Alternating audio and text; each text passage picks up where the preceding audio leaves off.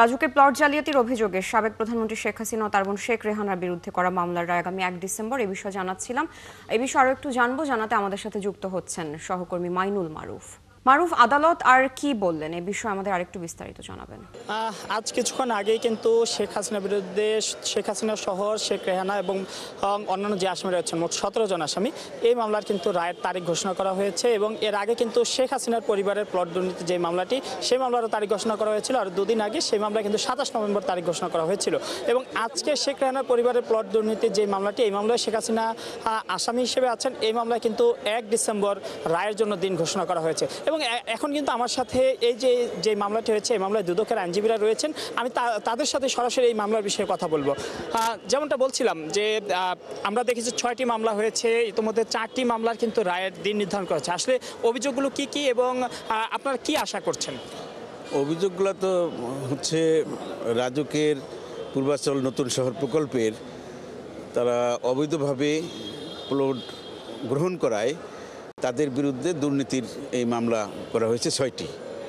এবং আমরা আশা করছি যে সর্বোচ্চ শাস্তি যাবজ্জীবন আমরা আশা করছি। এখানে দেখলাম যে আমরা টিউলিপ সিদ্দিকীকেও আসামি করা হয়েছে, এবং তার বিরুদ্ধে আসলে আপনারা কি ধরনের তথ্য প্রমাণ হাজির করতে পেরেছেন? এখানে টিউলিপ সিদ্দিকীর বিরুদ্ধে মোট 2 জন সাক্ষী ফৌজদারি কার্যবিধির 164 ধারায় জবানবন্দি দিয়েছে বিজ্ঞ ম্যাজিস্ট্রেটের সম্মুখে। এবং তারা সেখানে বলেছে যে টিউলিপ সিদ্দিকীর ভূমিকা সম্পর্কে সেখানে বিস্তারিত বর্ণনা করেছেন যে উনি বিভিন্ন সময় দেশে আসতেন অথবা দেশের বাইরে থেকেও উনি বিভিন্ন অ্যাপস, টেলিফোনের মাধ্যমে অ্যাপস ব্যবহার করে উনি যে প্রধানমন্ত্রী কিংবা তার যে একান্ত সচিব সালাউদ্দিন সাহেবকে উনি প্রভাবিত করতেন।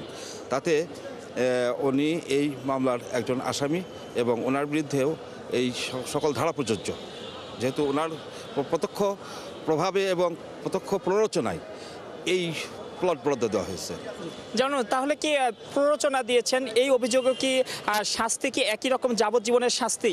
হ্যাঁ, যদি এখানে যেহেতু 109 ধারা আছে, 109 ধারায় সবাই যোগসাদৃশিকভাবে একটি অন্যায় কাজ, একটা বেআইনি কাজ হয়েছে, একটা প্রসিডিং হয়েছে, সেখানে অন্য অন্য এবেটররা অর্থাৎ মূল ধারায় যে অপরাধ যে শাস্তি বিধান আছে সেই শাস্তি তার বিরুদ্ধে লাই করবে। যেমনটা বলছিলাম যে সবারই যাবজ্জীবন সাজার কথা আপনারা আদালতকে জানিয়েছেন। এর বাইরে যদি আমি বলি যে এর অন্য যে আসামিরা রয়েছেন কর্মকর্তারা, বিশেষ করে রাজুকের অন্যান্য কর্মকর্তারা, তাদের ক্ষেত্রে কি সাক্ষ্য প্রমাণ পেয়েছেন? তারা তো অবৈধভাবে এই প্লটগুলো বরাদ্দ প্রদান করেছেন প্রসিডিং ফলো না করে। যেমন প্লট নিতে হইলে একটা হলফনামা দিতে হয়, সেই হলফনামাটা পর্যন্ত তারা নেয়নি।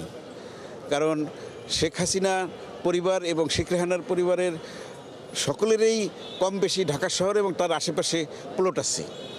সেই বিষয়গুলো তারা গোপন করে মিথ্যা হলফনামা প্রদান করেছেন। যে তাদের বোর্ড অফ ডাইরেক্টরেও রাজুকের বোর্ড অফ ডাইরেক্টর সেই বিষয়টা তারা আমলে নেননি। আজকে আমরা দেখেছি এই মামলায় কিন্তু একজন আসামি গ্রেপ্তার এবং বাকিরা পলাতক। যে একজন গ্রেপ্তার আছেন তার পক্ষ থেকে কি যুক্তিতর্ক উপস্থাপন করা হয়েছে বা তার পক্ষে সাক্ষীরা কি বলেছেন? সে বলছে যে সে রাষ্ট্রের একজন কর্মকর্তা হিসাবে ঊর্ধ্বতন কর্তৃপক্ষের আদেশ পালন করেছেন। যেমনটা বলছিলেন যে টিউলিপ সিদ্দিকী সহ এই মামলায় শেখ রেহানার পরিবার অর্থাৎ তার মেয়ে ছেলে সহ সবার বিরুদ্ধে কিন্তু এই মামলাটি, এবং এই মামলায় আগামী 1 ডিসেম্বর রায় ঘোষণা করা হবে। এর আগে আমরা দেখেছি যে এই মামলায় যেহেতু শেখ হাসিনা আসামি, আর এর আগে কিন্তু শেখ হাসিনার বিরুদ্ধে কিন্তু আরও একটি মামলার রায়ের জন্য কিন্তু 27 নভেম্বর দিন ধার্য করা হয়েছে। অর্থাৎ এই সপ্তাহের মধ্যে কিন্তু শেখ হাসিনার বিরুদ্ধে আরও 2টি মামলার রায় আসতে চলেছে। মাইনুল, ধন্যবাদ যুক্ত হওয়ার জন্য। দর্শক, সিএমএম আদালত থেকে যুক্ত ছিলেন সহকর্মী মাইনুল মারুফ।